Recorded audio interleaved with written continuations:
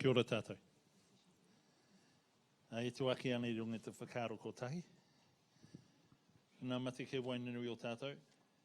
I te whaia a Maud, rawa a Brian Lahore, a moi moi. Hoi ata wake e te arei te reinga, o nā tātou tūpuna ki Hawaii nui, Hawaii roa, Hawaii pāmāmao. Nō reira, nau mai, whakatau mai.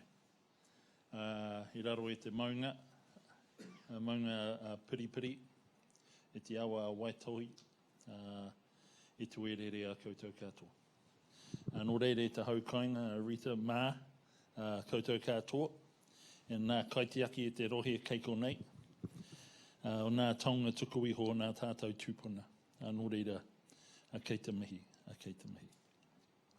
Koutou katoa e te karanga ki tēnei pō, te koromatua, tēnā koe, e tō tautoko o tō manaaki, e te whiti kōrero ki tēnei wā. Nō reira kei te mihi, kei te mihi. Nō reira mi noi tātou. He honore he karori ki te ato he maunganonga ki te whenua, he whakaro pai ki nā tangata katoa. He nāka hau ki roto ki tēnā ki tēnō mātou, whakatunga e tō wairo tapu. He awhena he tohu ki a mātou I roto I tēnei rōpū. Ake, amene. Actually, I was sitting next to a lady over here, and she said, are you from here? And I said, yes, I was born here, and I was educated here, and I was butted here. And when I die, I'm going to come back here. But for now, I'm a resident in Nelson, but I love this place. So nō reira tēnā koutou. Tupuna I ngā taua tētahi mano warura wehi, te heke mai raro, te heke tataramoa, te heke hauhaua, te heke ni hoputa, kua patua notia, taku ni hoputa, mo te rurenga. Te heke niri nui, te tuki aruhe, te heke ni homango, te mana o te whenua, te heke tama te ua. Ko ngā uri o ngā heke ngai tu atu nei, e hia. Anō reira ka piti ono tātou honga. Te honga mate ki te honga mate, te honga ora ki te honga ora. Anō reira tēnā koutou, tēnā koutou. Kia ora tātou katoa.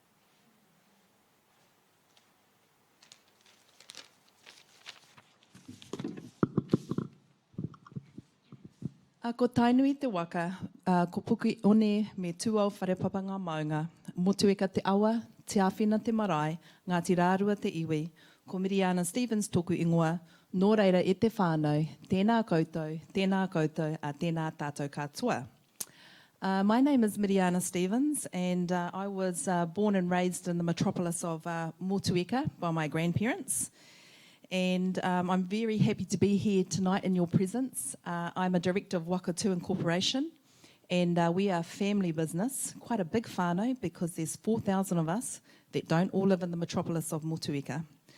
But we are the custodians of a large estate in Te Tauihu, the top of the south. So from Mōhua Golden Bay, down into the Abel Tasman National Park, into Motueka, Richmond, Nelson, and over here into the Wairau, into Marlborough. This is where we live, this is where we farm, and this is where we belong. We see no territorial boundaries, we only see landscapes, and we have an absolute love for the people and for this place. Wakatū, we have a 500-year intergenerational vision called Te Pai Tawhiti.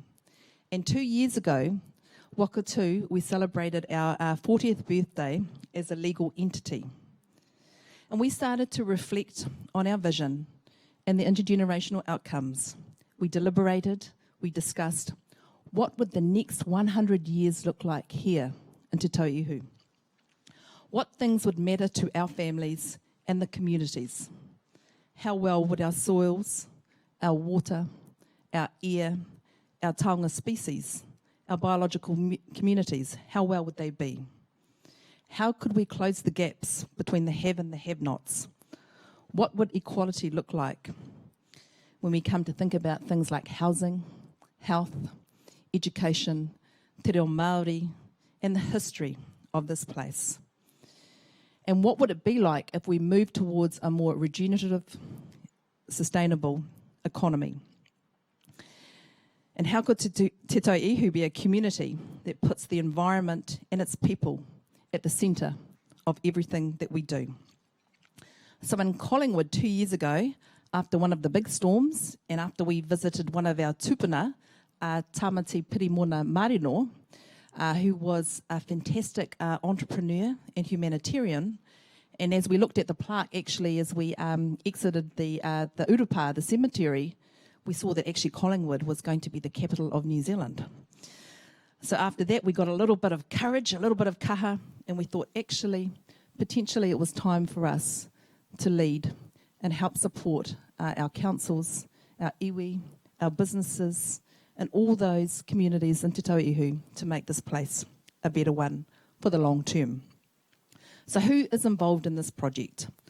Well, Wakatu, we're convening this project in partnership with our 3 councils, the whānau, hapu and iwi, the business, the wider community across Te Tauihu, and it has been supported by the Provincial Growth Fund.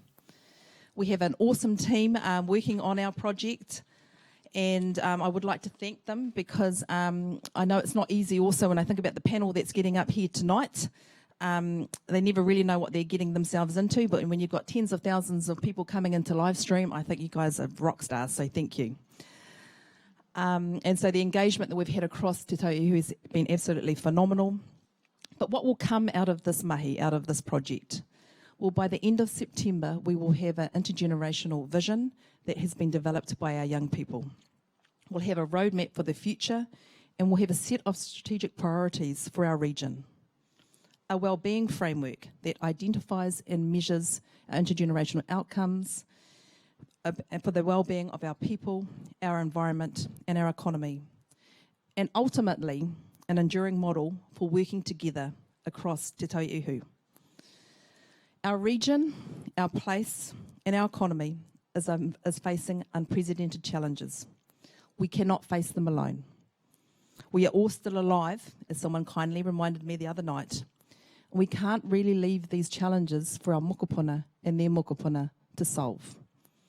He waka eke noa, we are much stronger together. So enjoy tonight, and I hope you guys have got lots of good questions for our panellists. Tēnā koutou katoa.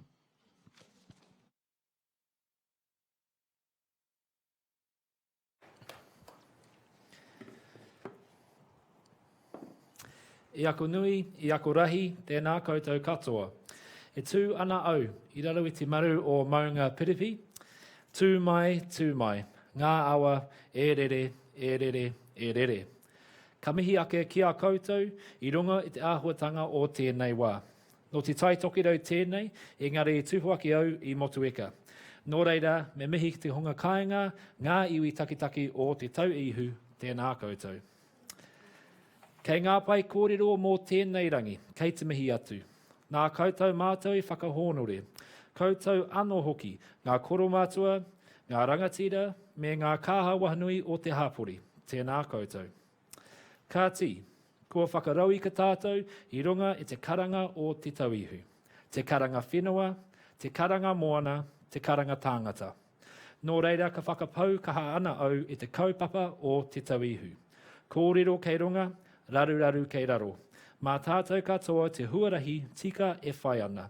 Mā whero, mā pango ka oti ai te mahi. Nō reira, ngā mihi nui ki a korua, Miriana rawa ko Barney.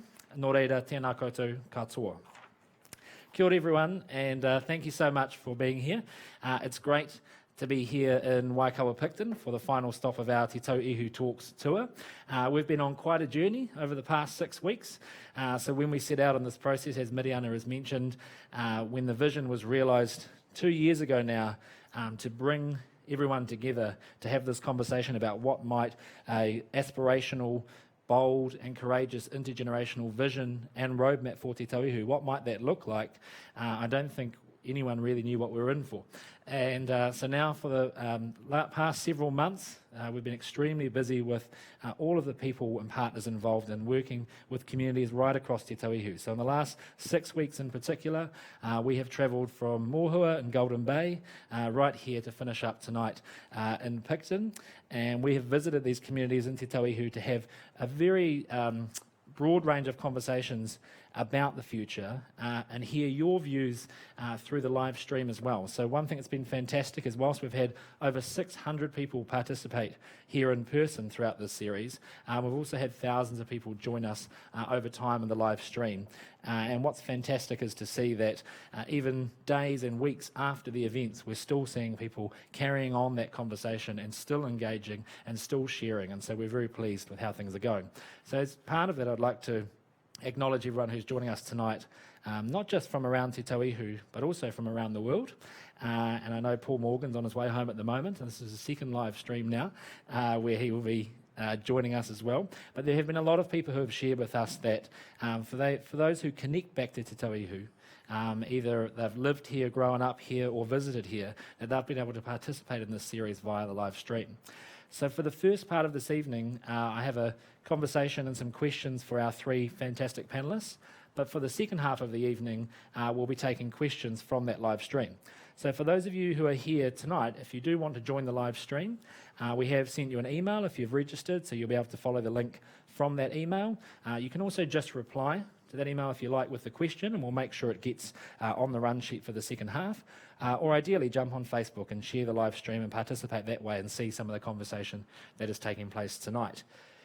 We will also, when we break halfway through this evening, you will have a chance to go and get a drink. So the bar is actually past the pool area, and you'll be able to bring your drink back down. So we'll break for sort of 5 minutes, and you'll be able to go and get yourself a drink for the second half. So now it's up to me to introduce our fantastic panellists this evening. And first up, I'd like to introduce Rita Powick. So, ladies and gentlemen, please welcome Rita Powick from Te Atiawa Ngaitahu. Kia ora. Kia ora, Rita. So, Rita is a proud product of Ngāti Waikawa.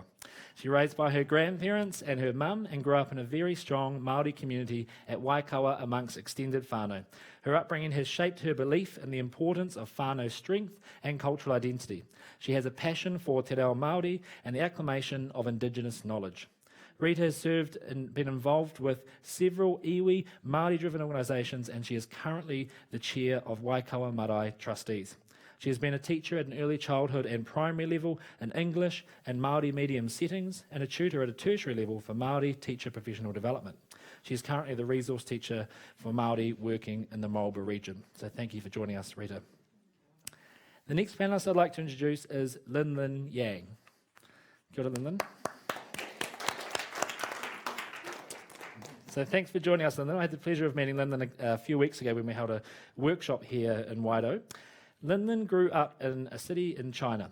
She saw how it developed from a peaceful place full of characters with a slow pace to a busy modern city that looked the same as all the other big cities. Linlin's parents always took her to isolated villages for holidays where the air smelled sweet, the river was crystal clear, and the delicious countryside food was cooked from vegetables freshly harvested from the garden. She's described it here as unforgettable. The life there was simple, and Linlin always saw people with happy, smiley faces. This childhood experience made Linlin wonder, what do we really need in our lives and communities to be happy? It sent her on the journey of searching for a simple, happy and healthy life here in Aotearoa, New Zealand. She saw a Chinese poet once describe New Zealand as the land of purity and untouched land. Linlin studied how to make wine. She travelled to Germany, Italy, Switzerland and Austria to learn how to farm the land in harmony with nature. Now, Linlin works at Plant and Food Research with a focus on delivering sustainable farming practices through scientific research. So we're really looking forward to your insights tonight. Thank you, Linlin. And finally, another person I've had the pleasure of getting to know through this process as joining us is Tina Porouto. So welcome, Tina.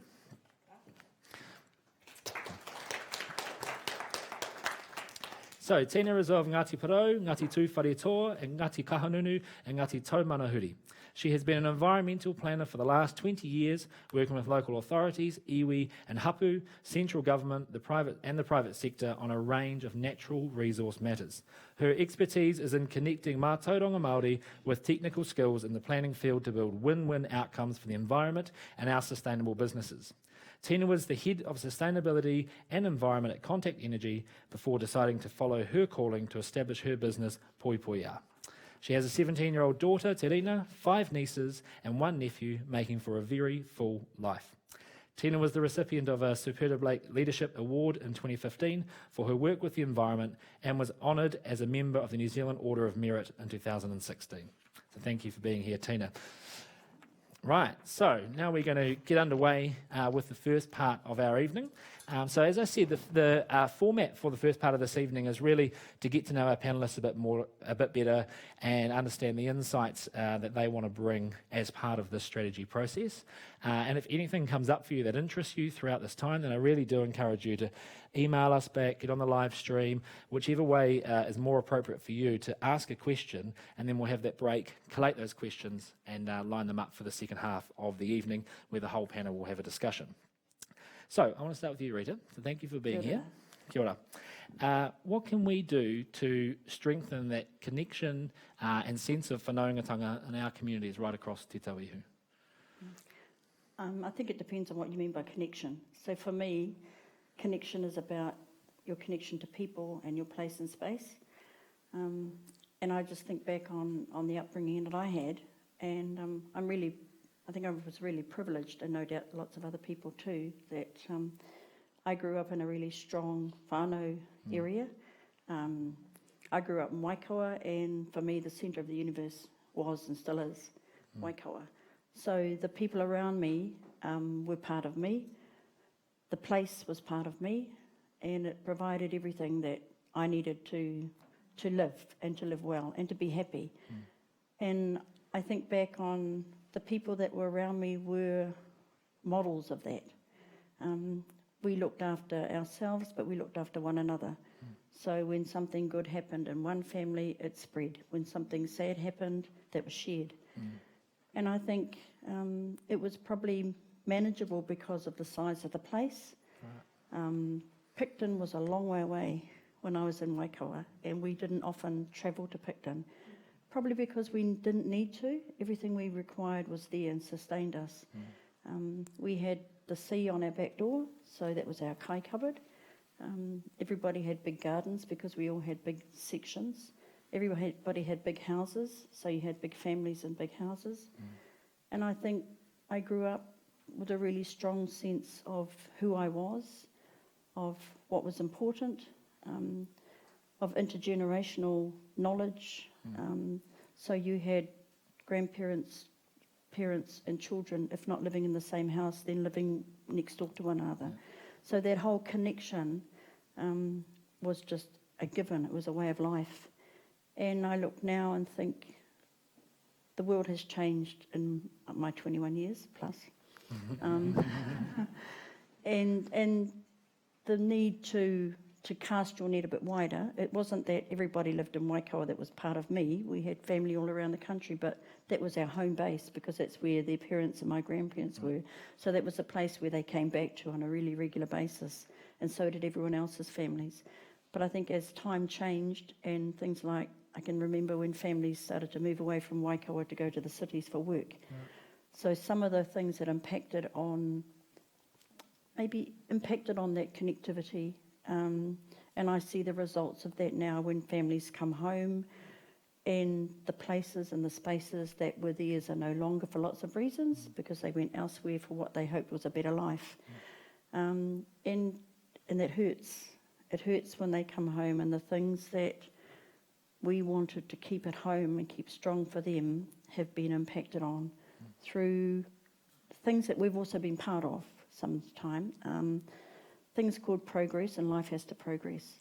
But I guess hindsight's a wonderful thing, and I think we can sit back now, and we're now in a stage where we're actually struggling to maintain a quality of life, and to be able to share that quality of life with other people who want to be part of it. So I think for me, connectivity is about, first and foremost, knowing who you are, being able to be who you are, and being able to involve others and invite other people to be part of that. But really it's about also being connected to your place and your space. Awesome. So then coming back to that, I mean, you talk about when losing some sense of that, and not being as strong anymore, and people coming back and feeling somewhat displaced, I guess, on their return. How much do you think issues like housing contribute to that? Huge. I think Waikawa, Picton's now a suburb of Waikawa. It's probably meant to be the other way. But it's become a place, and there's some really good things about this, it's become a place where a lot of people want to come and live. Industry has moved in terms of Picton.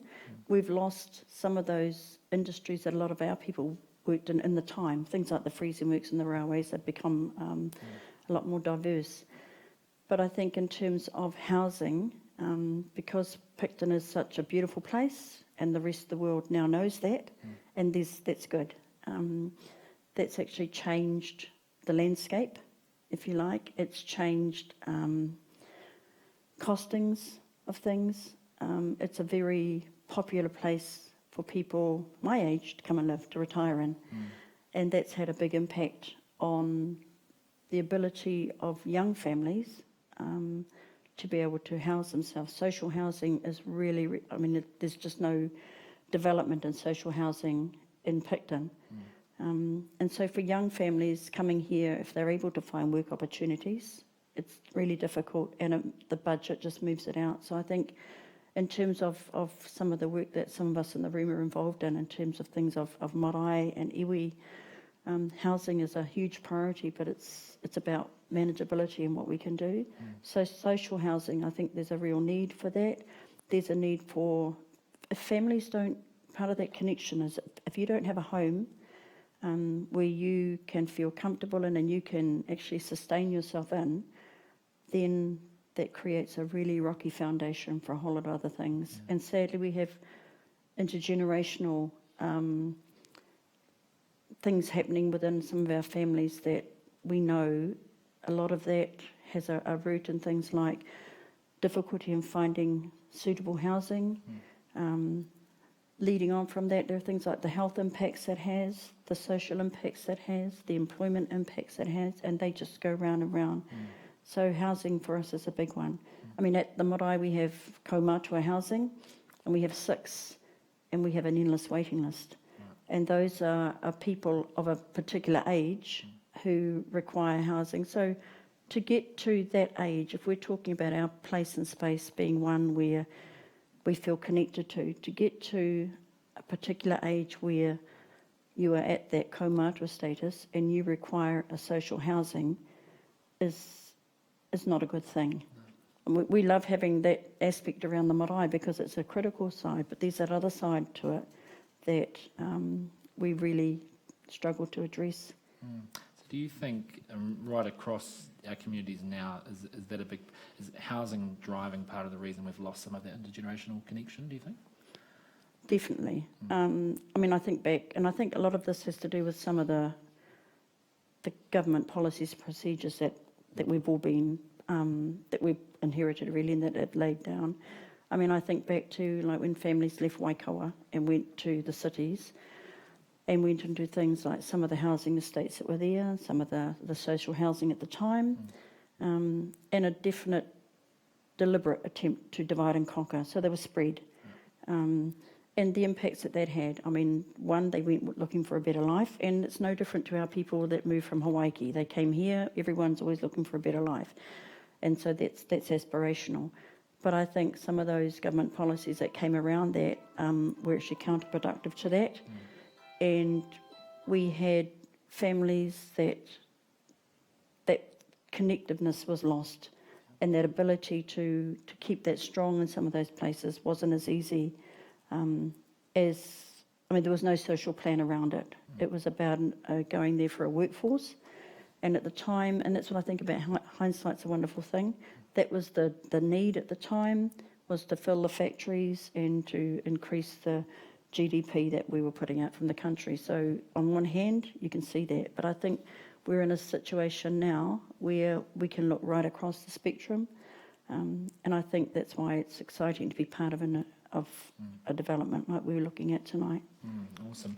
And we've been learning a lot and hearing a lot about this in all the communities across Te Tauihu. So part of the discovery process throughout this whole thing is what's different across the communities of Te Tauihu, and what do we have in common? And housing is something that keeps coming up right across the board. And another one is mental health.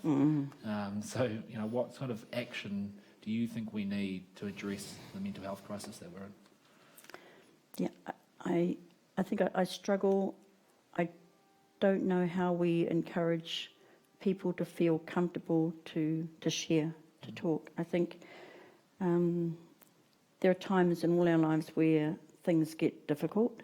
I think sometimes our lives are a little bit like the mouse on the treadmill. There's a big message out there about, get on and do it well, be the best you can be, all those things, and there's nothing at all wrong with that. But sometimes in that, maybe the individual drive, or we feel that individual push that I've got to be near to perfect, whatever perfect looks like, that I think sometimes things go amiss in our wiring and we lose the very things that matter. And we just get into a situation where I think life just gets too complex, too difficult. And while we have all the agencies in the world, I think there's an isolation that happens. And I believe we've got an awful lot of work to do. And for me, it comes back to what I said at the beginning. It's about that caring and that connectivity. But it's not as easy as saying that. It's how do we, in this bizarre, busy world, which also has its awesomeness about it, how do we bring those things together? And how do we make sure that the people in our homes, the people on our neighbour, the people down the road, because often we do the drive past and maybe the wave out. And, I'm so pleased that, and I didn't think it was good when I was young. If I walked home from school, there were lots of people that saw me walking there. So if I wasn't at school, there were lots of people that saw me walking there. But now I realise actually how much that grounded me, because when I wasn't at school and people were saying out the gate, what are you doing? Where are you being? Does your grandmum know where you are? That's what kept me centred and helped keep me based. And I think sometimes we've lost our way as a people in that. We talk about caring about one another, and I just think some of the things that we've maybe let go, we just need to put our hand out and pull them back. It's really interesting on that, because in many senses, we talk about being connected, but in many respects we've never been more connected than we are today. But do you think that actually some of that connection in terms of social media and the comparison syndrome that comes with that is actually contributing to the problem? Yeah, I think there are other things that impact on that in terms of all of that put you in I won't say in a false world, but put you in a different space. And I think it's like anything else. Like there's nothing wrong with sugar; it's too much sugar. Yeah. And I think it's about that. Having a balance. So many people would observe that we're becoming a more secular society, and so in some ways we've lost part of the social fabric that used to connect us more. People would often observe that Māori and those connected back to their marae still have that, and they still have that intergenerational connection and the kaumātua at the marae that you talk about. What are some of the things you think that New Zealand can learn from Māori concepts of well-being?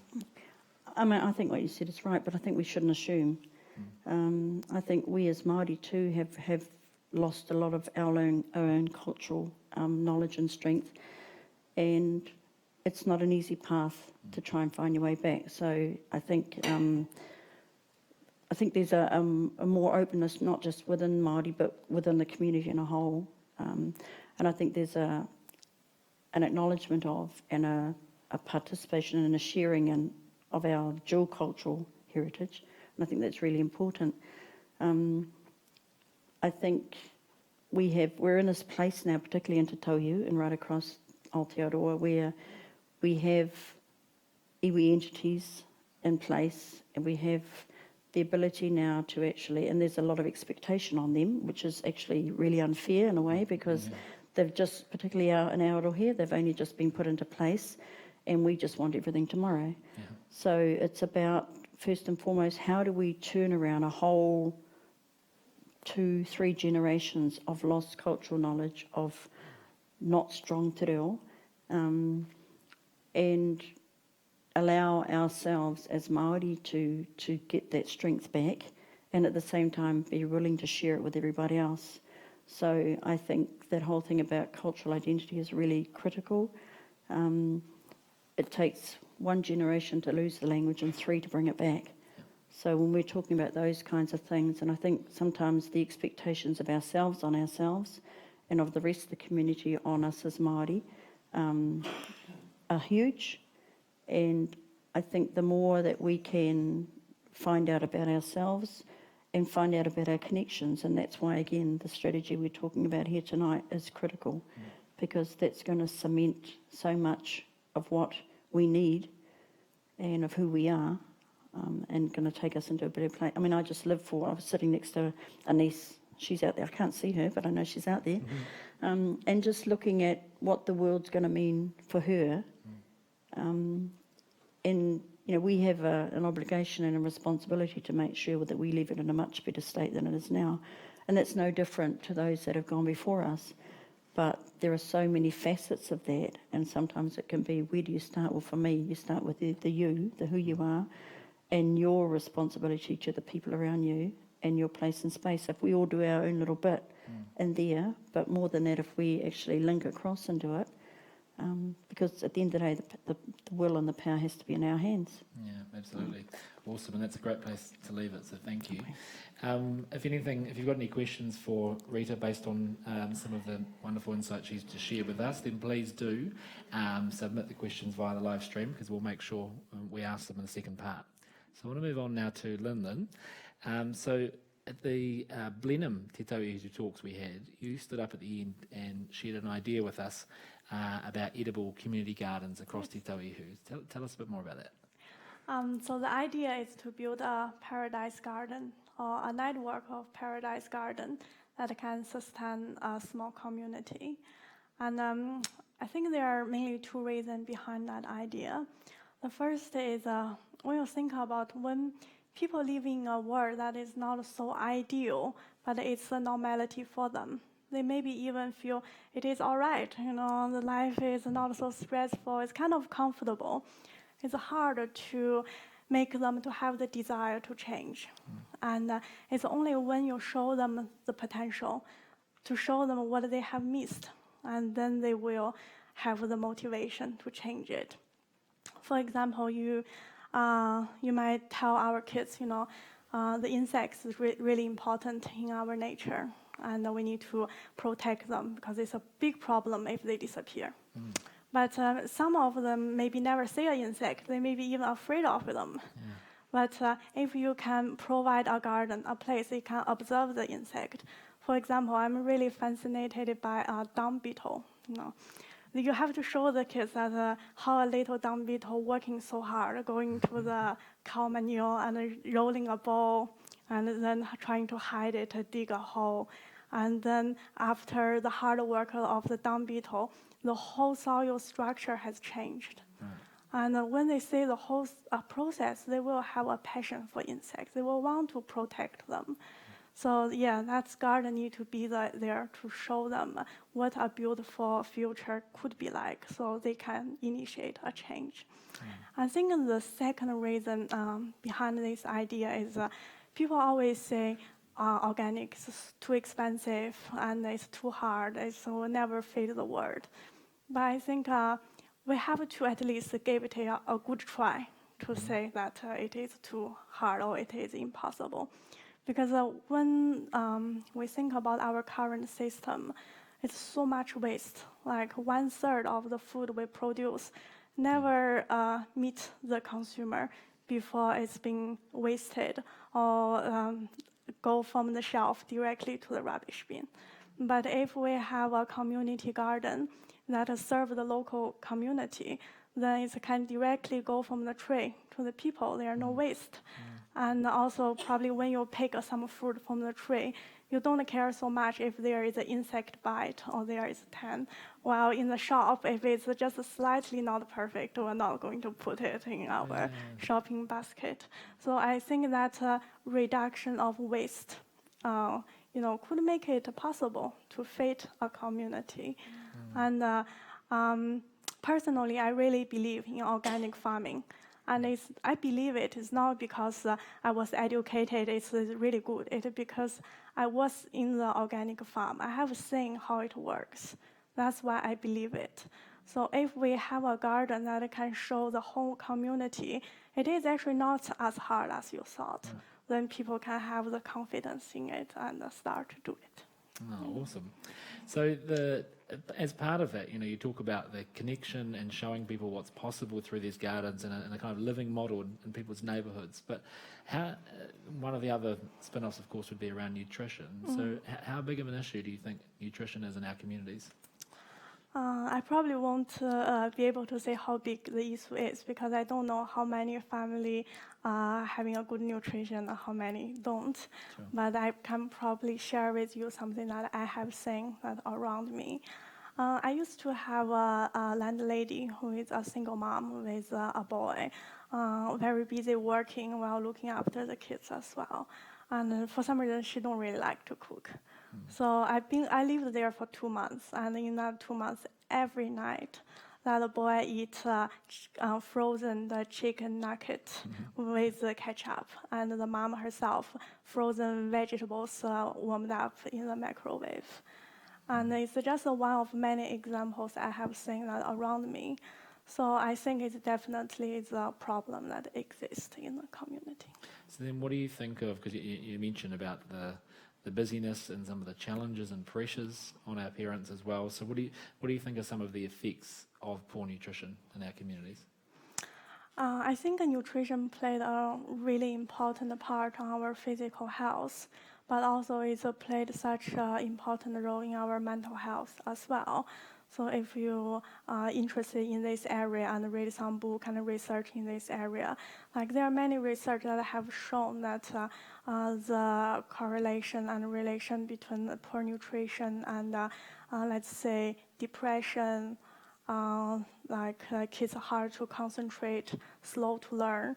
And just a few days ago, I was so surprised to say there's an article on Google Scholar, and the title is Poor Nutrition and Bullying Behavior.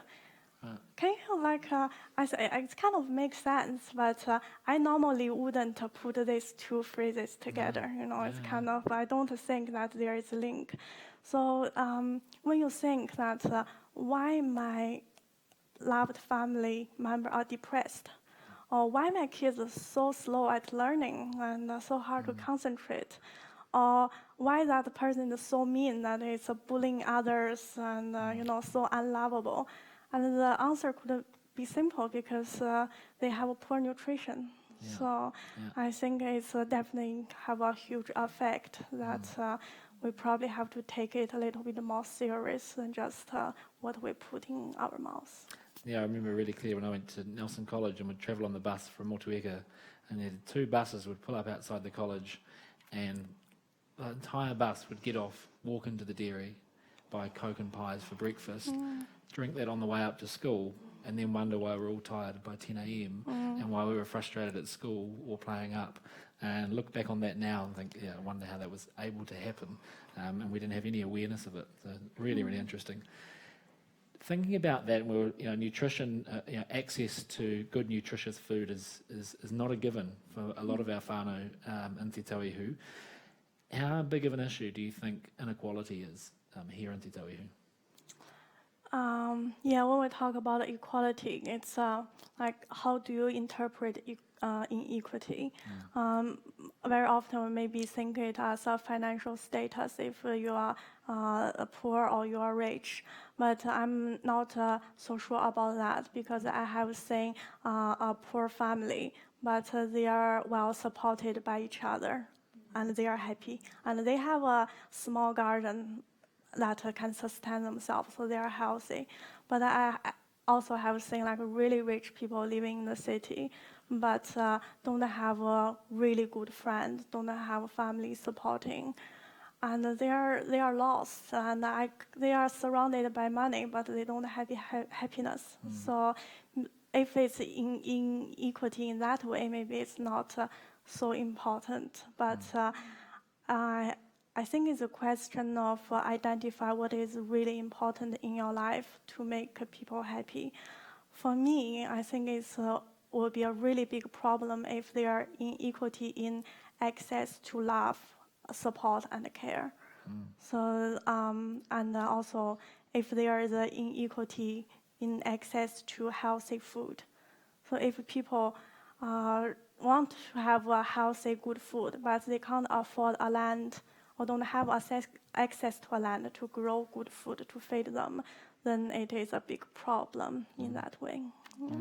And what do you think, so, we talk about that, and you've made a great observation there, but thinking now just about the financial inequality and how that does affect access to food and education and health service and that kind of thing, how do you think we can solve that? What are some of the practical ways what can we do to make a difference for those whānau? I used to do the weaving class with a Maori lady, and she has a really cool job. So what she do in her job is go fishing with some kids. So they are all the kids that are from a family that has a bit of problem that can't take the kids to what normal kids can do and can't give them the support and the love that they need. So she go to visit those kids, take them out for fishing, and do all kind of cool things with them. And I'm really jealous of that job. and in that way, the kids can feel that they are supported and loved. But the problem with that is the funding is very limiting. So for each kid, she only have 6 months time to make them change their behavior. And she said often after 6 months, the bond are so strong. The kids keep want to call her and want to see her, but the funds are running out. So I think as a community, we need to promote more opportunity like this, that someone are willing to provide the support and care for the kids that need it. That's a great practical initiative there. So what are some of the opportunities or ideas that are emerging in Te Tauihu at the moment that are exciting you? I think what really excited me is that the opportunity for us to build a loving and healthy community on the land that is not polluted and not damaged. And the good spirit behind this idea is what I'm most excited about. It is like what is said in the Bible, Jeremiah 17:8, that they are like the trees growing by the river that will never fail to bear fruit. And the trees could be a people, a group, an organization, and the water is the good spirit of love, care, forgiveness, humble, and determinations. And it's so our idea and what we're doing is nourished by the good spirit that it can bear fruit. So I'm excited, and I believe that the Te Tauihu strategy will bear good fruit because of the good spirit behind it. Nice. Kia ora. Okay, so if you've got any questions that you'd like to direct to Linlin or any of our panel as part of the conversation so far, please do let us know. Again, email or jump on the live stream, and that goes for everyone on the live stream as well. Please feel free to bring your questions forward. So we'll now go to Tina. So Tina, as part of this process of you being involved in the development and shaping of this strategy, I've heard you refer a bit to no soft landings. What do you mean when you say that? Firstly, I just want to acknowledge the whānau of te Tauihu, hapu e nui, ngā mihi kia koutou katoa. So I am an environmental planner, and I'm also a capitalist hippie. And as part of that, I've worked a lot in organisations that are trying really hard to improve what they do. And I've also worked in the regulatory policy space, where I see a lot of really, really well-intentioned people get pushed and pulled because of competing tensions around the development space and the conservation space and everything in between. And my experience has been, personally, I live in Turangi, so I clearly don't live in Te Tauihu. Not yet, yeah. I'm telling you, every time I come here, it's harder to leave. But in my mum's iwi in Tūwharetoa, Lake Taupo was really struggling because of the nitrates around the shores of Lake Taupo. And several years ago, the government and the regional council decided that a nitrate cap was the best thing to do for Lake Taupo to try and save what is arguably one of the most important water bodies in the country. And it took several years of really intense discussion across stakeholders and iwi around what that looked like practically. And for Ngāti Tūwharetoa, who I worked for, I started working for the tribe when I was 18, and so, only a couple of years ago, but so that experience of working with whānau when the tensions were so deep, and this was Māori farmers, non-Māori farmers, iwi and hapu who were protecting the lake, trying to find something, and in the end a nitrate cap was placed. Now everyone said the sky would fall. All the farmers said, you will ruin our business, we will have nowhere to go. My uncles, who were also farmers, said, how can you do this? You know, we've had these multiple policies that are marginalising us and disproportionately putting the environmental impact management on Māori, even though we didn't create those issues. So lots and lots of tensions that happened over the years. And then the nitrate came and we adjusted. And so there's been a lot of talk in the regulatory space, particularly in councils who I work with a lot across the country, who are talking about soft landings, making sure that everyone feels comfortable about the transition to environmental sustainability. And I just don't believe that. And I don't believe it because I've lived it. And arguably some of my whānau who were farming around Lake Taupo now make more money than they did before the cap. Because what that crunch does, what that stretch does, is require you to innovate. And funnily enough, we're all very agile, clever people. And we adjust in a way that we either make it or we don't. And those that don't make it, sorry, you weren't meant to farm anyway. And those who are, they adjust and create really great opportunities for themselves, and they see what's coming ahead of time. So soft landings for me are an excuse to not make brave decisions. And it's not just about farmers, and I'm not actually picking on farmers. I'm on a farm trust right up the East Coast, so I'm a farmer too. I think it's more about the understanding that we are in a crisis and we can no longer continue to operate in an economic model that uses natural resources as a tool instead of having a deeper relationship with those natural resources. You know, we need to be stewards and kaitiaki who are businesses, not businesses who happen to be stewards. And there's a real difference between the two. So the time for us figuring out if we can soften the pillow for people who aren't on kaupapa are over. And we have to move fast. Awesome. So really interesting to have that challenge. And I know, a lot of the response that we've seen when we've had those discussions is general agreement that to get the innovation we need, we do need some sort of constraints to force that change. So do you think in that context that we're having a bold and honest enough conversation about the challenges we're facing right now? Look, I've been working as a kind of, not a disruptor, but someone who doesn't live here and so can see things a tiny bit differently. And I think that's one of the reasons I was invited to come, And I'm lucky to work for any iwi that will have me, so I've seen quite a broad range of issues. But fundamentally, I think we're not making the right decisions because we are still entrenched in our own agendas.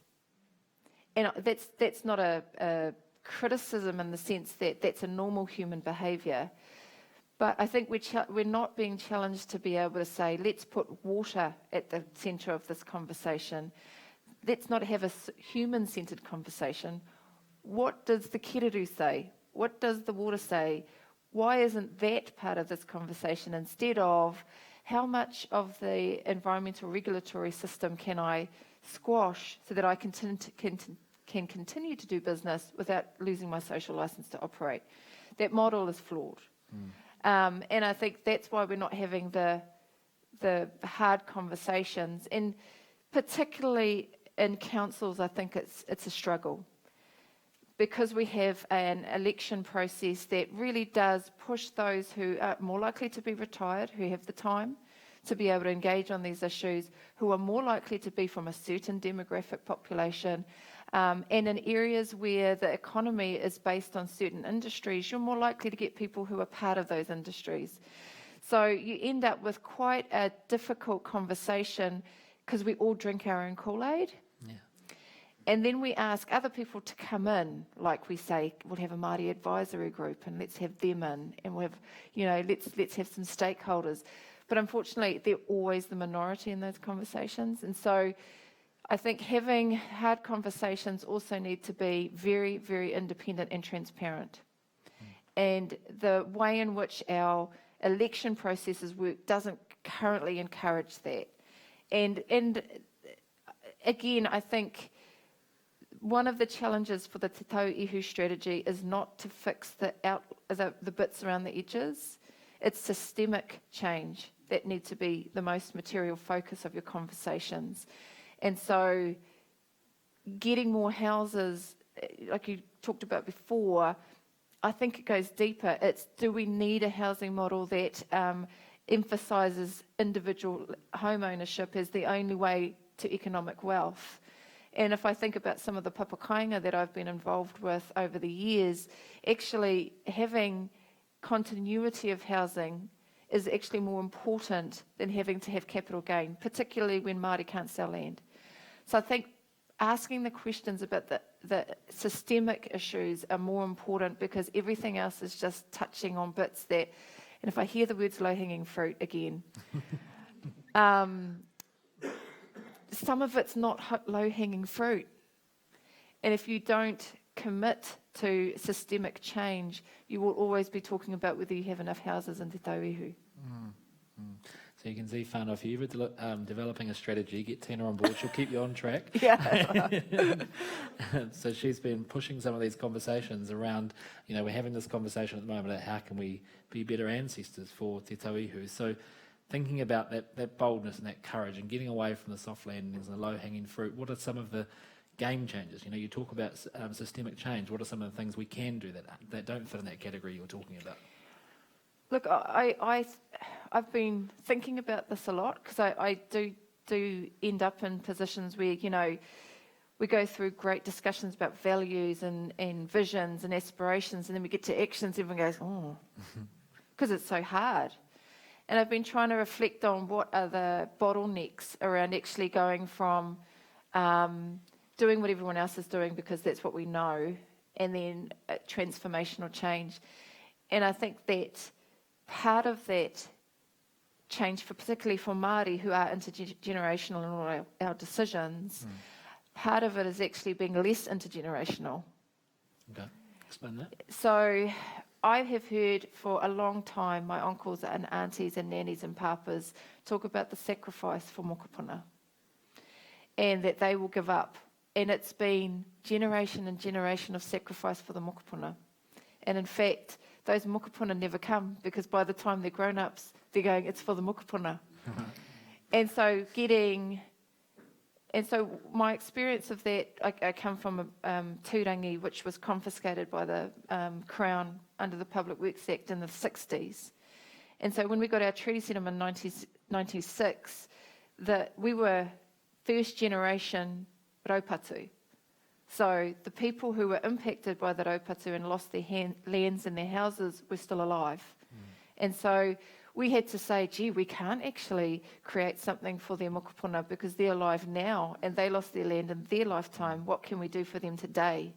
And so we built kaumātua housing for them next to our marae and spent a considerable part of our small settlement to do that, knowing that that was our small contribution to their lifetimes today.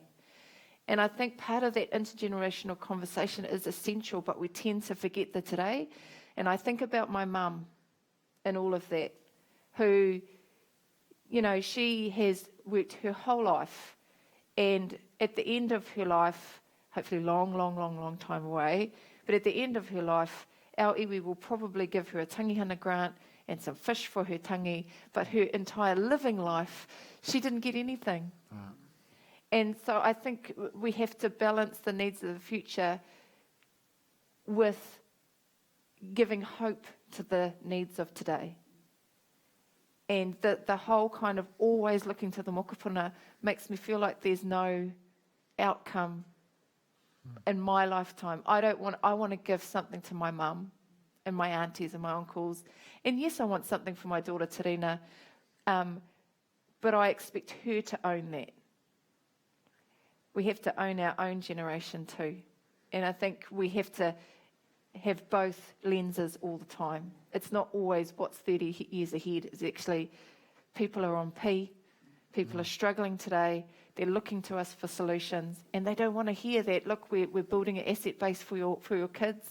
They're starving now. So I think part of it is trying to figure out who's on the team today and who's on the team tomorrow. And can we invest the same amount of time and energy into what we need to do today as much as we need to do tomorrow. Awesome, I love that. So it's a great place to leave this first part of the panel, so thank you so much to the three panellists. I'm feeling inspired and challenged and ready for the next part of the conversation. So please, just a reminder, if you do want to submit questions that I'll ask in the second half, then we absolutely welcome that. If you're struggling to get on the live stream or email, then just pull me aside in the break and we can chat about your question, and we'll come back and have a panel discussion. So just a reminder that the bar is just across the pool here, and you are welcome to go and get a drink. Don't fall in the pool, and bring it back here for the second half, and there are some nibbles to help yourself to there as well. So we'll be back in about 5 minutes. Thank you, everyone.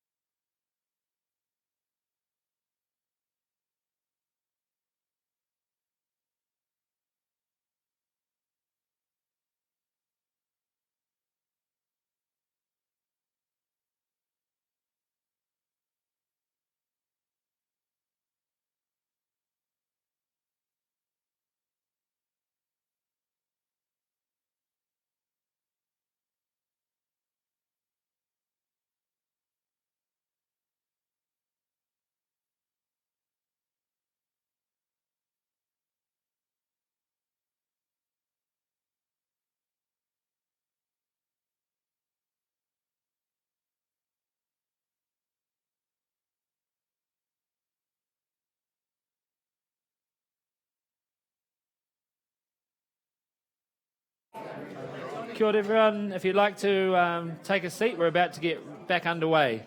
So please grab your drinks and any last kai and sit down and we'll get underway again.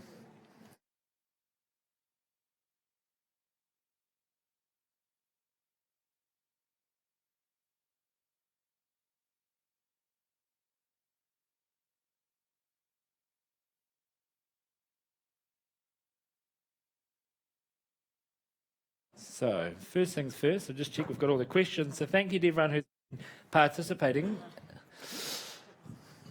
Can you check that?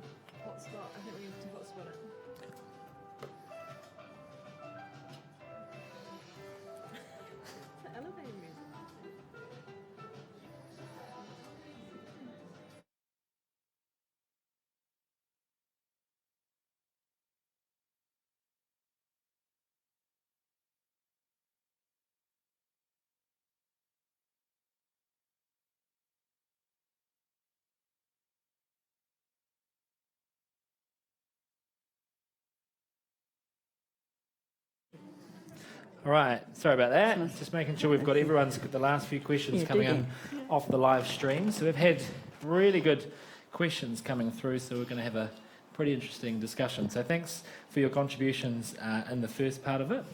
And please do feel free to keep adding your questions as well. We'll keep going through, and as long as time allows, we'll keep asking these questions. So the first one is coming from someone who's no stranger to the live stream, Paul Morgan. So Paul's joining us on the way back to Te Tauihu at the moment. He's just been in Bali. So the question is, and any of our panellists are welcome to answer, can Te Tauihu be organic? Who wants to take up that mantle? Go, Linlin. Go for it. Yeah? What do you think are some of the barriers or blocks that we might have to realising an idea like Te Tauihu being organic? There you go. Yeah, I mean, being organic, there are certain challenges. It depends on what crop you want to grow. Like, for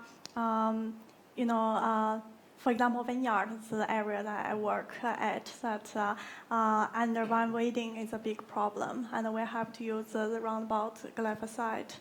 And it's about trying to find a way that could that we can work with the nature instead of fight against it. And we, as Tina said about the soft landing, we have to believe in ourselves, of our innovation, that we can find something that eventually we can work with the nature instead of against it. And following on from that, in the same realm, is how would we transition to regenerative systems with our agriculture and food? I mean, I spent the day looking at some amazing examples of companion planting in vineyards, and I think one of the things that I am reflecting on more and more is how you go backwards to go forwards. Right. And so I clearly am not a farmer, although I like to think of myself as one. But I was brought up by people who lived on the land, who knew the land really well, who were attuned to the land. And I met a couple of people like that today, and I think it's an instinctual thing when you're connected to it. So regenerative farming, I think, works when people understand their relationship with the land and the water really deeply.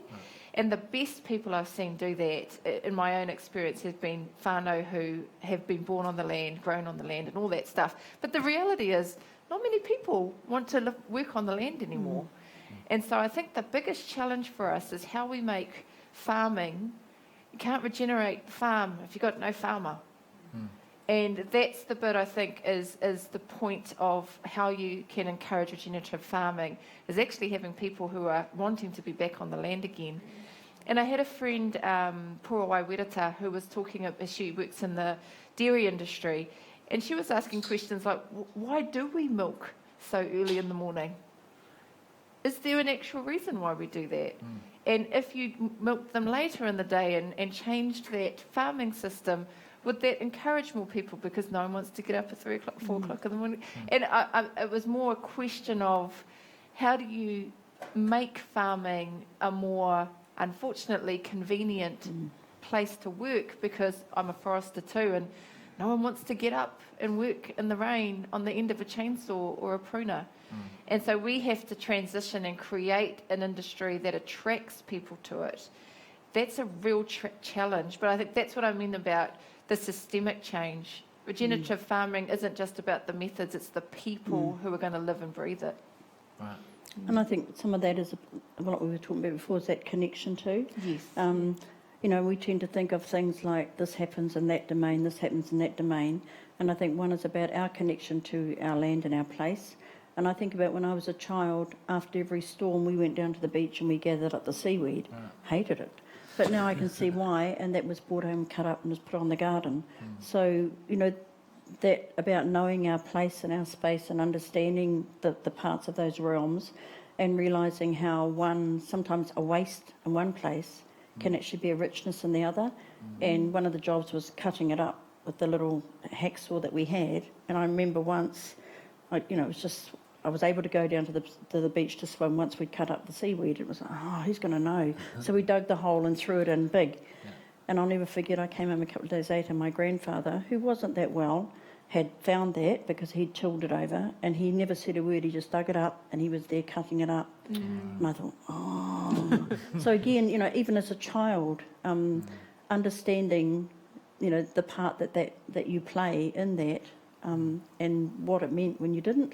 So, you know, no words said, but just knowing those kind of things. So I think sometimes we tend to put things into their place and space and say, no, I'm the whatever of the space, without stopping to think, looking right across the spectrum and thinking, how do we move these things across so that we can do those things? And I mean, look, we've got the sea right on our doorstep. I'm not saying go and pull every bit of seaweed out and throw it in, but I think it's about those kinds of things, how we can, if we understand our environment and our things and how we can support that, then I think we're on a way to moving towards that organic that we want to be at.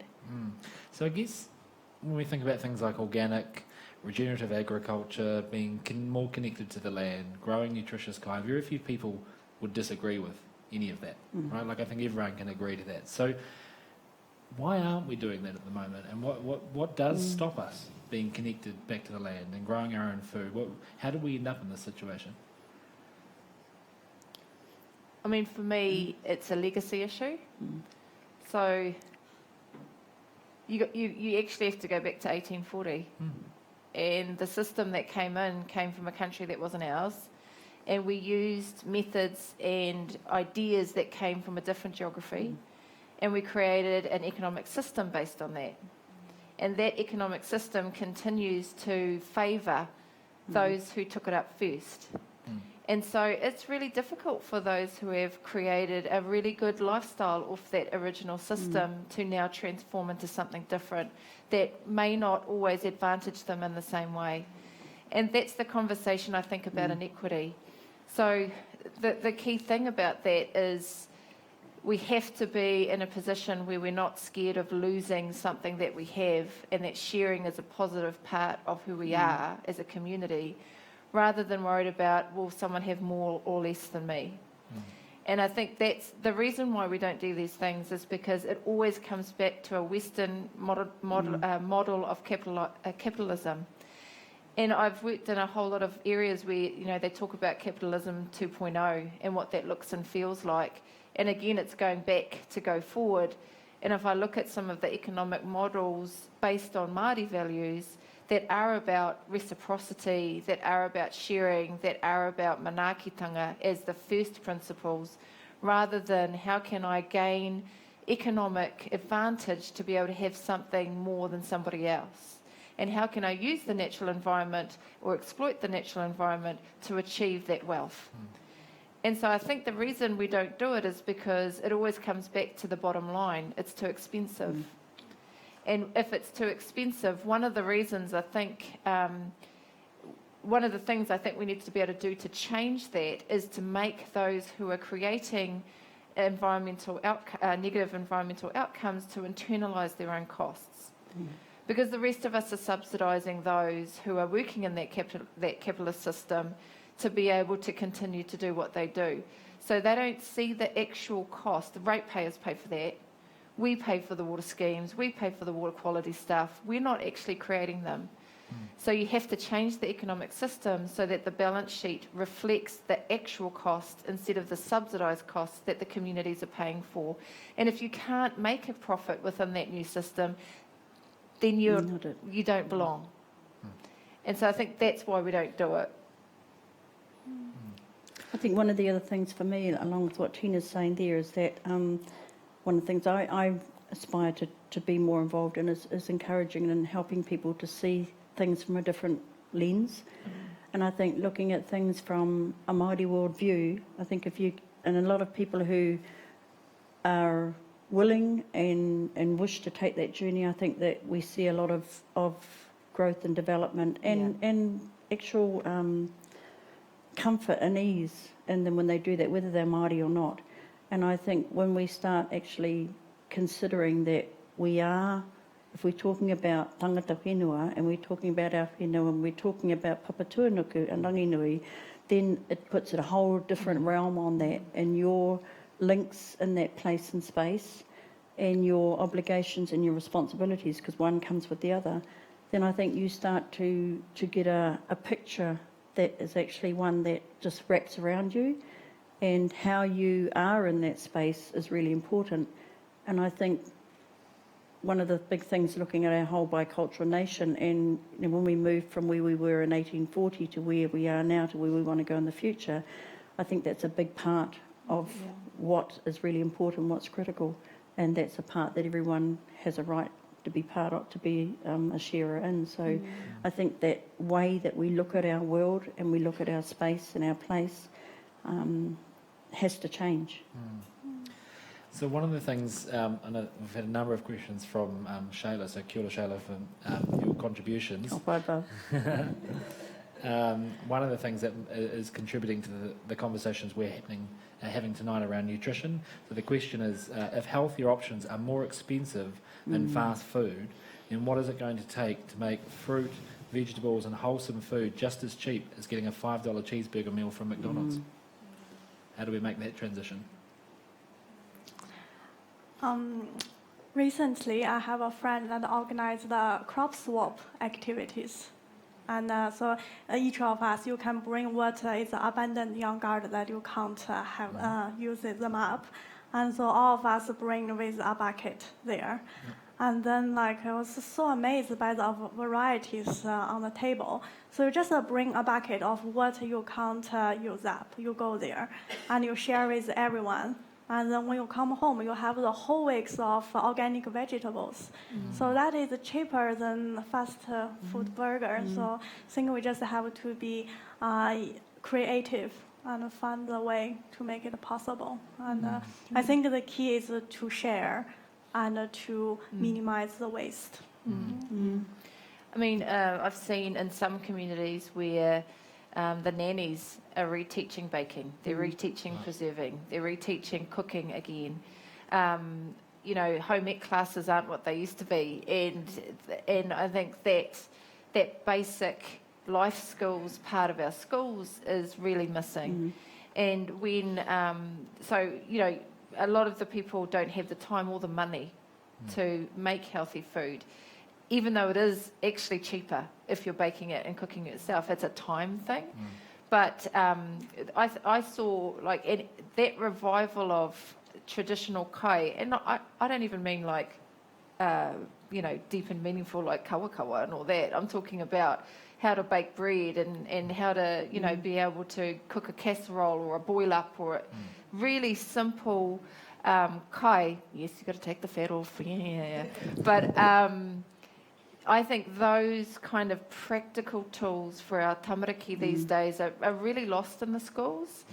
I remember our home ec teacher was a gun, Mrs. William, I remember her name was. And, you know, those basic skills about how to sew, you know, how to repair what you've got instead of buying something else, you know, how to bake and look after your whānau. And boys and the girls, you know, there's a real loss of those skills as we move faster and faster towards technology. Some of those practical things, I think, are being lost, and it's been great to see some of the marae around the country reviving how to pickle. You know, all of those kamo pickle, that's the one. And then you're seeing small enterprises grow out of that space, and it is all based on healthy food and gathering. And so I think more of that will be helpful around, because you can't just give them more food. You can't just take GST off. It's behavioural change, and that's the bit that you have to try and tackle. Again, system changes, not whether or not an apple is cheaper than a cheeseburger. That's not why people buy cheeseburgers. Right. There's a whole behaviour behind that. Yeah. And it's that breaking that pattern. Yeah. You know, that whole thing of that convenience, because that's what comes at us in everything that we see and do and everywhere we drive. And sometimes, you know, in the daily whirl and burl of life, that might seem the easiest thing. But it's, I mean, you know, one of the things, we taught a group of children how to knit. Yeah. For goodness, you know, and people, it just sparkled something going around, and we end up with slippers and scarves, and so, you know, it's about, again, connecting back to what really matters. But it has to be deliberate.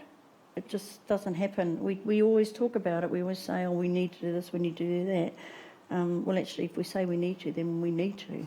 Then we, you know, let's stop the saying and make the doing.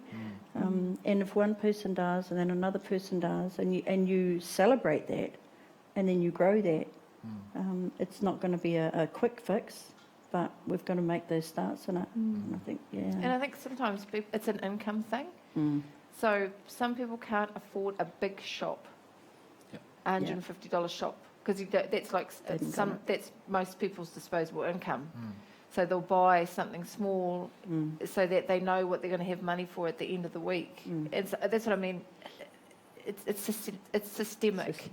And so understanding what the needs are of whānau who are dependent on that low nutritional value, this, you know, requirement. It's not about them being lazy and having a cheeseburger. It's just not. Yeah. And I had a really interesting conversation in the break about some of the issues locally here in Picton, and thinking about not just affordability and access around healthcare, but actually a local issue, as I understand it, is just a real shortage of GPs and accessible health services. And we're hearing this right across the board now. So huge shortage of GPs, huge shortage of accessibility, a big affordability issue in there. A lot of whānau are not accessing health services. Things are going later and later and costing more. Do we need a new model in health? Is the current system working? What are your thoughts? Linlin, do you have some thoughts on that? Actually, just a few days ago, my mom shared something with me. He said he read an article on the internet and said there are 2 or 3 kind of doctor. So one kind of doctor, they say you and say it's your problem, and they say it's a medicine. And you take it, and you probably will be better. And if you're not, come back for more medicine. And there's the other type of doctors that he look at you and they tell you that you have to eat healthy, you have to have a better lifestyle, and change those. And I hope I won't see you again. Yeah, so I think we need a more preventative doctors that come to people and say, you know, you have to do this, and I hope that I don't see you guys and I can just relax in my office and enjoy my time instead of saying, oh, we need 10 more doctors and we need to cope with the patient. Yes. Awesome. So then, considering that as well, now moving on to mental health, this is another question from Shayla. So mental health is just as big as physical health. What are we in Te Tauihu doing to make sure our rangatahi have healthy headspaces, and what do you think needs to happen? That's for anyone. Well, I don't know what happens in Te Tauihu, so I can't comment specifically, but my experience in the place I live is that drugs and alcohol are creating a greater mental health issue than we've ever seen before. And we have a system that doesn't support those people. So my experience has been you need to have a system that enables those people to dry out and to become clean and sober. And then you have to have another system that covers their mental health issues. In New Zealand, we have a massive shortage of that. I've seen families who lock their houses down as they try to dry out their kids. Mothers who, because there's no facilities in New Zealand other than, I think there's 2 drug and alcohol centres that you can live in and go to. And, that's for the whole country. So there are no places for these people to dry out and then deal with their mental health issue if there's an underlying one. And so for me, I think part of it has just been a real lack of support in the system. And John Kirwan, I remember actually seeing him once in an airport, and I went to him and just thanked him because he made mental health normal. And my experience with mental health in my own whānau is that if my whānau member had cancer, I would have told everyone that he had cancer, and everyone would have been, I'm so sorry about that. But if I have to tell my whānau that he's schizophrenic or he's bipolar and it was drug-induced psychosis, and I have to take the shame for that. And so what John Kirwan did was enable a conversation, but there's no infrastructure to support the families. And, the families are...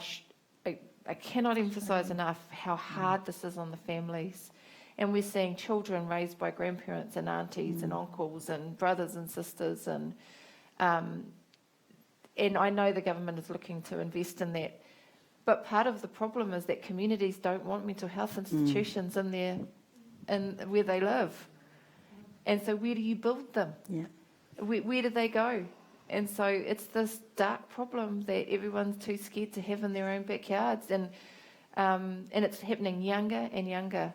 Pee is cheaper than dope. It's easier to get now because it's synthetic, so it's synthesised, and it's tuning it out. And in the communities I come from, it is so prevalent that it's becoming a normal part of our conversation about what's going on in our communities. So I think part of it is being open. If you want to solve it, you've got to have it with you. You can't flush it down the toilet and think someone else is going to do it. There's some hospital, because there are no hospitals. There are no drug and alcohol places. There are nowhere for these people to go. And the families are struggling, and it's getting worse and worse. But my solution to that really is the investment in, again, the infrastructure. It's not about having more doctors who are going to prescribe antipsychotic drugs. It's about having more places for people to go to connect their drug addiction to mental health solutions, and that just doesn't exist at the moment. And you talk about the seriousness of the drug problem. And I know at a central government level at the moment, we're seeing quite a bit of shift in the lens at which they're looking at drugs from a criminal issue to a health issue. And I know there was some legislation passed last night which gives police discretion when they see addiction problems to refer them to the hospital instead of to the justice system. And of course, what wasn't really said during that debate is that that's all good and well, but when you introduce any kind of discretion, you have bias. And so the people who need the support often the most are often the ones who can be overlooked in that situation. So when it comes to health and justice and all these kind of issues where whānau and Māori in particular are looking for support, how do we get rid of that inherent bias that exists in those systems? I think some of that is that what Tina talked about, is also that social stigma, and I think particularly for drugs, we as a society don't know how to cope with that. And like she said, it's like, the hidden thing that we know it's there, but we haven't got the solutions. And part of that is first and foremost about being open and saying, okay, we acknowledge there's something here that we need to talk about, and we often don't. And we try and either cope with it on our own, which swallows us up, or we just leave the person and they just become more down into their darkness. So I think it's about, it carries a social stigma. I think it's something that we don't know how to deal to. And part of that, again, is because of that loss of connection. And when it does hit a family, it's just too huge to know where to go. And as Tina said, it's just, if any of us in the room sat here and said, what could you do in this situation? I think there's a silence before we're actually able to say boom, boom, boom. And so, you know, if we keep the same kind of things happening around that we have now, it's getting worse on a daily basis. And we're losing so many strong, particularly our rangatahi. It's gone down to an age group that it's almost endemic. And within our own families, within our own, you know, everything gets, here's the teacher coming out of me, everything gets dumped in a school setting. That's true. And a lot of the educational things and a lot of the health and social things that are happening out there in our system are coming more and more into our schools. Why? Because they're there as a captive audience. And, you know, that system isn't coping. It isn't structured to cope with that. And we don't want it structured to cope with that. So we've got to actually look at some of the social structures that we have, some of the ways that we look after ourselves as a community, and unpack them and come up with something that's totally different, because we cannot keep putting more of the same on top of the same. And mental health is something that when I was a child, it wasn't part of our vocabulary. Now it's such a thing that we talk about on a daily basis, but we don't really talk about it. We talk over it. And I think that's the big thing, that we've actually got to take some ownership of that, and we've got to start saying, what is it that's happening? What does that mean for us as a community? If we talk about caring and sharing and loving one another, then what does that look like in this space? And if we haven't got the facilities and the structures there to support our people through that, then what are we doing? You know, and we don't have them. They're not there. And in terms of us as a community putting those things up, it's actually not a hard thing to do. So everything that we can, you know, make life better is not hard to do. We just have to, rather than say we want to do it, we have to do it. And that's becoming such a real, and I know there'll be very few families in some way that haven't been touched. And in a very short time, you know, and those things are no different to what have been right through every generation. They just have a different impact as we go through. And we've got to be able to find ways to care for ourselves better. And when we are in that situation, rather than damn and slam somebody, we've got to be able to put the support around them to say this is how we can do that. But it's not just the people who are suffering that, it's the whole wider whānau. Sometimes in our technical way and in our clinical way of dealing with a situation, we take the patient and we look to how we could maybe solve that, whether it's like Linlin saying, you know, give you another piece of medication, off you go and come back next week if you know better. But what we don't do is say, what are the consequences that are around the rest of the family that this person lives with? Because again, we don't have the structures we have don't allow us to do that. So just tip it all up and reshape. And Linlin, I know, you know, in your introduction, you talked about some of the experiences and observations you made as a child growing up in China, and then you talked about New Zealand as this happy place that you wanted to move to, yet we have such bad mental health and suicide statistics in New Zealand. What's your experience been? I was shocked when I heard that the mental issue is so serious in New Zealand, because it's such a heaven. You haven't seen how much a Chinese student has to study. Like I was like, have to get up at 5 o'clock in the morning and then go to school when I still can see the star in the sky, and then finish at 8 o'clock at night. And when I finish school, the star is back to the sky. And the whole day you're just sitting there and studying. And so I was shocked when I see New Zealand has such an issue. And I don't know why. I actually still haven't fully understand it. Because I guess probably you are in such a beautiful and a nice place, and many people haven't realized what a treasure they have. But also, I think another thing is, in Western country, people are very independent, and they appreciate it to be independent, and they take pride of being independent. But sometimes you just have to set your pride aside a little bit and allow others to support you and support each other. And then I think that will, help with the problems. This is a question for you, Tina, and it comes from Mia John, who's with us here tonight. And he was interested in your comments around local government and some of the constraints of that system. And he was curious to know whether you're seeing any shift in that space. I think the focus on collaboration as a result of changes to the Resource Management Act and changes to the National Policy Statement on Fresh Water have encouraged collaboration. But I think the decision-making still sits in the elected officials, and that's the bit that I have found personally challenging. Right. So I spend a lot of time advocating for iwi and hapu within their voice, because I firmly believe that regional councils are the most important decision makers in this country, and local council members. Crown, but it's all happening in these communities.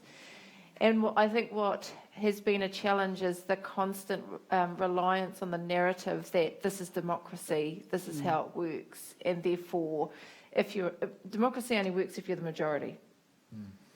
So if you're not, you are always going to be a stakeholder, or you're always going to be given an opportunity to participate. And so participation is seen as enough. And actually decision-making is what, particularly for the Māori organisations I work with, they want to make the decisions.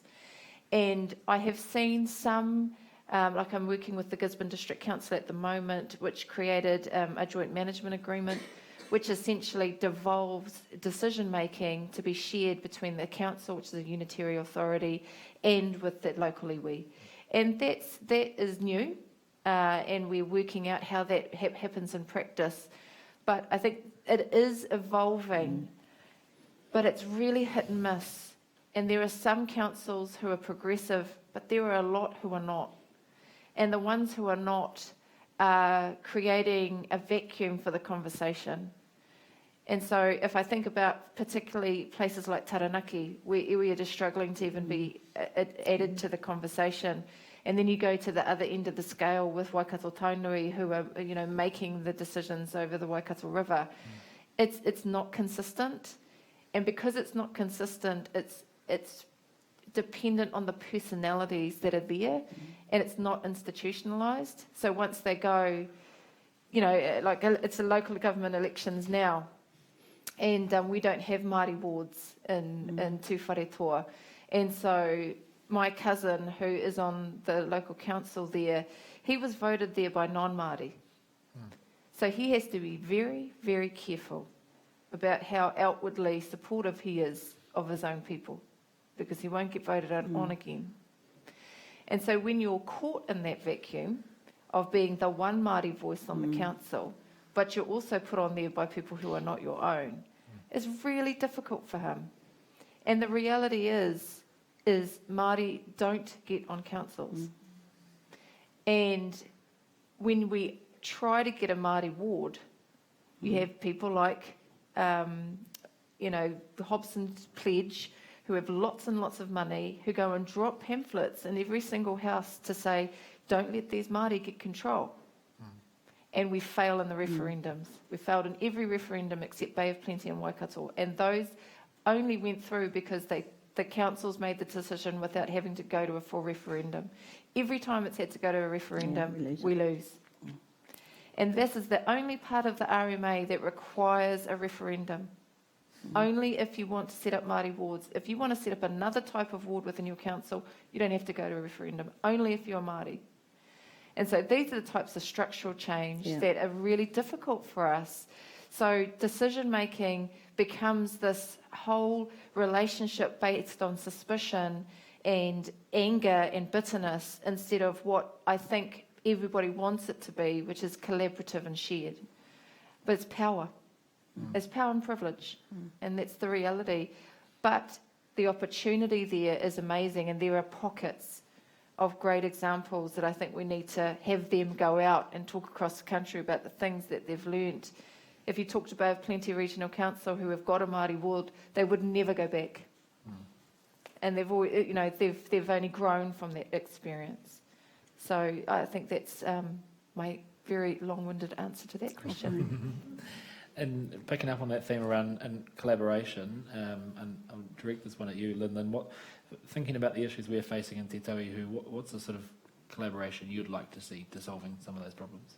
I really would like to say that the school collaborate with local organic farmer and a group of people who are really passionate about cooking. So you can sow the seed in the child's heart about how amazing it is to work with land, to harvest the food from the garden, and the joy of cooking with the family and share food together. And then another collaboration I really would like to say is in this process that we collaborate with research. Research has a special place in my heart, and there is something I really would like to share. That I remember when I was a student in Vienna, I was in a science class, and my lecturer shared some really interesting research with us. It's a talk between insect and flowers. So there are some, when there's a plant that's being attacked, they will send out SOS signals. They say like, help me here, someone's attacked me, you need to come to fight that bad guy for me. And the interesting thing is the flower is like, the signal is very specific. It's like the flower is speaking French, for example. And the insects who also speak French will hear that language, and then they will come to help this plant. And some insects are actually multi-language. They can speak Chinese, French, Spanish, and then they will go to help the plants, which send out the language they can understand. But what's more amazing is that sometimes there are certain plants under a more serious attack. So they will send a bigger voice and say, I really need help here. And then the insects, they receive different signals at the same time. They will pick the plants that need the help the most. Wow. So I was so amazed that it's like listening to a fairy tale instead of a science lecture. Yeah. So I feel research can be really amazing when it serves as a tool for us to discover nature and to see how we can mimic nature and work with it in harmony.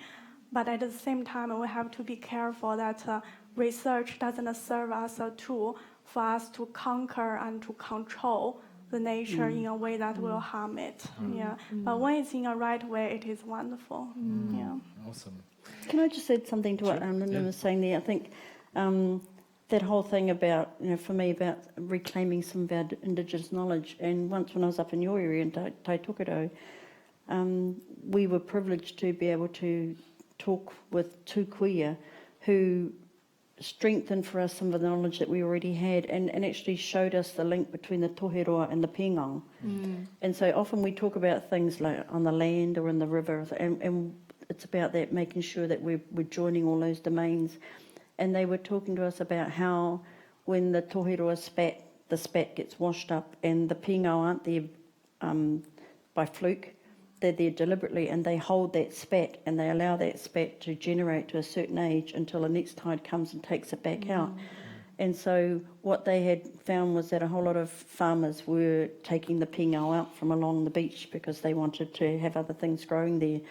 And what that was doing to the whole cycle of life around not just the toheroa, which, for them in that area is that real key species, but if we don't understand those links and if we don't understand our own Indigenous knowledge, then we actually sometimes are the agents that are actually demeaning that ourselves. So, it's about, and that's part of that research, is about going back and making those connections with things that really matter. And, teaching those kind of things to ourselves and our children just changes the whole scene. And there's nothing better than knowing that you're actually having a place in making the life today and tomorrow a lot healthier. I mean, if you can eat those toheroa so that there's no limit, no, I don't mean that. But, if you can be part of that, because we often hear about some of our real taonga species being at huge risk, well, at the end of the day, everything is going to go that way. And we have the ability, if we just stop long enough to check with one another and say, what do we actually know? Where can we get this information from? And how can we make the little steps now that tomorrow are going to be bigger ones? And I mean, I'll never forget these two kuia couldn't see, and we had people there that were talking in terms of science and things. And for them it wasn't science, it was life. Yeah. And sometimes we put labels around things that create barriers. So I just think, it's actually in our hands. It's one of the best pieces of summer reading I did last year was Sir Bob Harvey on the Cody tree, and the kind of amazing experience he's had from being Mayor of Waitakere, hearing about the problem, not really thinking much of it, to now the learning experience he's had and the communication and defence mechanisms between Cody tree and then his realisation that this kind of last 1% that we have left, he absolutely believes are grieving for the loss of the other 99%. And it was just fascinating. One of the most interesting things I read, and coming from a domain you wouldn't normally expect it. We're just coming to the end of our time now, but I've got a question for you, Tina, which is around water. I think you know a thing or two about water. So the question is, our waterways are getting more and more chemicals added to them, like chlorine, etc. What do you think needs to be done to make sure our waters are clean and safe to drink for generations to come? So I go back to te mana o te wai, which is, at its simplest form, te mana o te wai means the first right of water goes to water. And it's something that iwi have been developing for several years. It's now in the National Policy Statement for Fresh Water. But what it essentially means is the first part of te mana o te wai is you just need to give the water for the things that live in the water. They have to be able to survive. And my good friend Hannah Rainforth, she describes te mana o te wai as a breastfeeding mother. So a breastfeeding mother must first sustain herself before she can feed her baby. And that's how she looks at the river. The river first has to sustain the insects and the fish and the plants that grow within it, the speed of the water. The mother has to create that beautiful environment before the river can give a koha. And that koha or gift is a responsibility, not a right. So what's left over in a waterway after the first right of water goes to water, then that can be shared. Just like mums do. They share what they've got left with their children. Sometimes they suck out too much. But and then the last part of te mana o te wai is we have to fix the things that are broken. And so the problem we have currently is that the freshwater management system in New Zealand encourages the opposite. So it says, how much water can you take out of the system before it dies? And then we'll use all of that, and what's left we'll give back to the river. And then if it's broken, well, the mokopuna will fix it, because it's too expensive for us to do that now. And so te mana o te wai really is, for me, the framework and answer to the rehabilitation of water in New Zealand.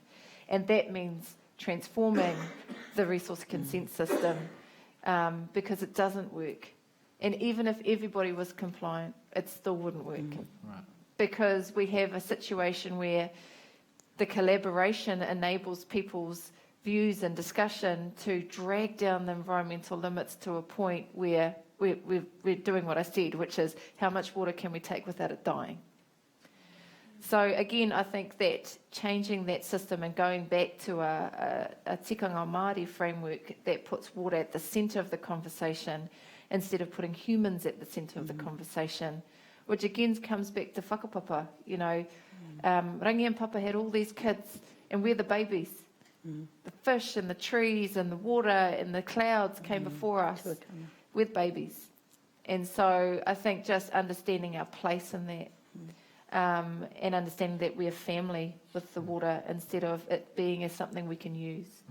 So te mana o te wai will always be my grand solution, which I had no involvement in creating, but I also always love sharing that philosophy, because I think that's what will save our waterways in New Zealand.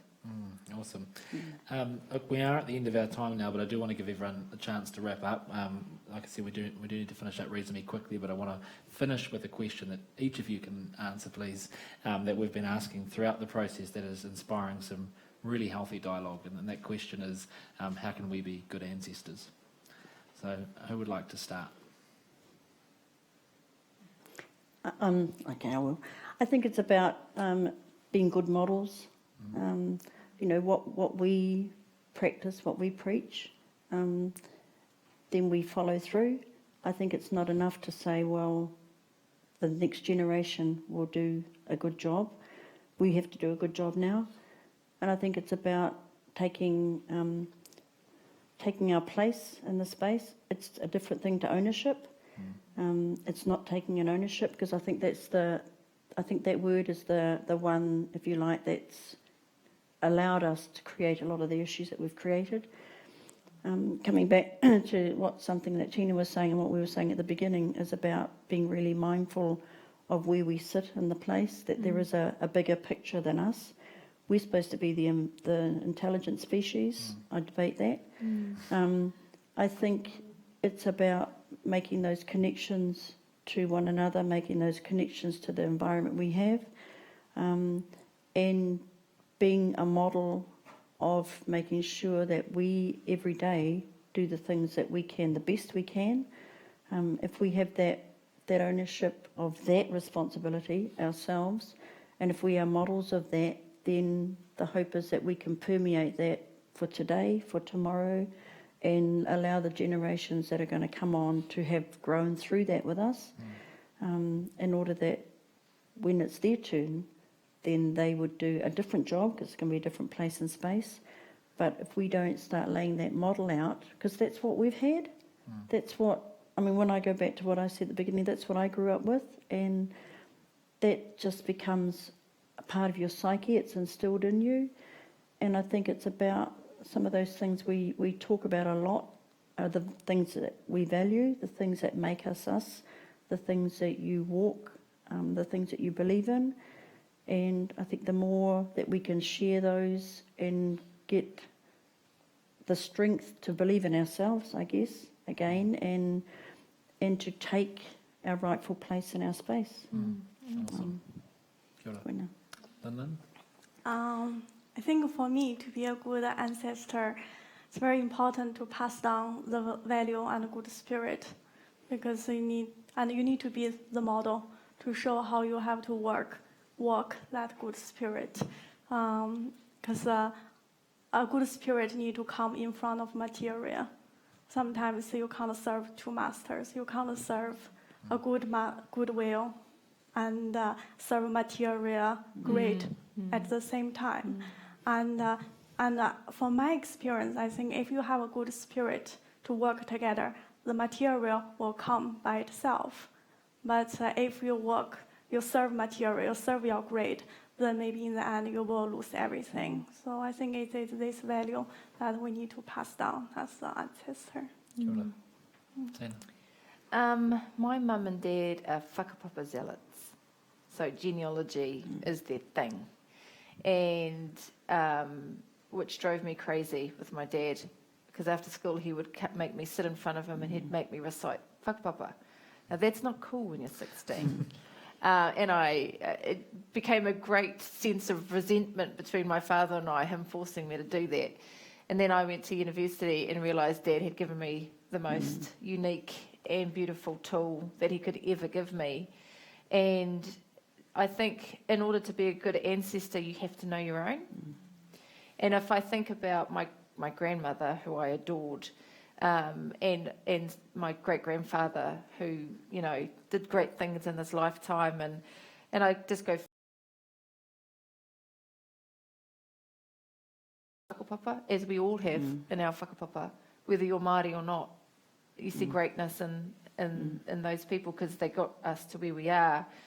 I think being a good ancestor is acknowledging what you've inherited and being really cognizant of what they would think of you. And like I even now, like I said, I started at the Trust Board when I was 18. My great-grandfather was the first secretary of the Tū Whare Māori Trust Board in 1926, you know, and I feel that legacy quite heavy, and I know a lot of my cousins do as well. But I think being a good ancestor is just remembering that they were dealing in such harsher times than I have, and they still succeeded. And so getting courage and strength from their legacy, and then figuring out what mine is going to be. And my great-great-great-granddaughter looking back and thinking, oh yeah, you know, Nanny did this, and she had such harder times than me. And so that's kind of how I think it's the lineal, your own